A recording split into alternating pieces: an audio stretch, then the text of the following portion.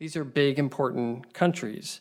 And they all have remarkable stories to tell about their own transformations from illiberal governance to more open and accountable systems. They're highly diverse and multi-ethnic societies, which I think underscores the universality of liberal norms and human rights, that these are not just Western concepts.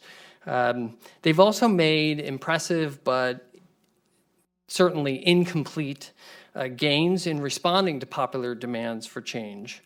And they also offer examples of the compatibility of socioeconomic progress and democracy, in contrast to an example like China, where you do have tremendous socioeconomic progress, but little to show in the area of democracy and human rights. And all 5 of these countries want a greater say in the international system, but on their own terms. Now, I put up these pictures just to kind of illustrate a couple of key figures in these transitions, both positive and not so positive. And it reminds us of the dramatic changes that have happened in a relatively short period of time. This picture of President Dilma Rousseff of Brazil is before a military tribunal when she was in the armed opposition and served time in prison and tortured, and she's now the elected president of Brazil.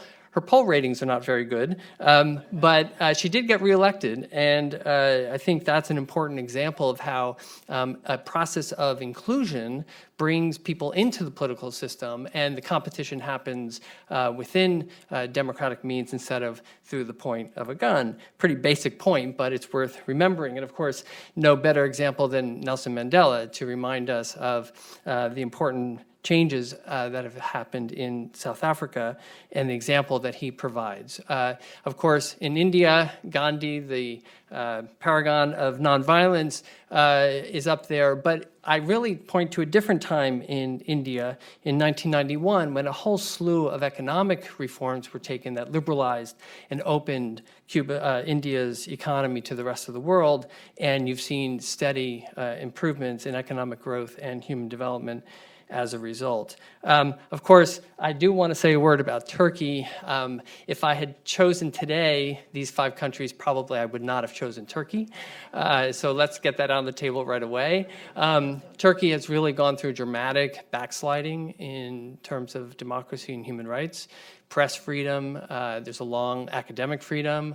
Yes, they're in a very tough neighborhood, but I think Erdogan has proven himself to be more in the model of Ataturk than not, and that is a disappointing result of what had been a promising trajectory, say, 5-10 years ago, where their aspirations for European Union accession had really set them apart on a different path.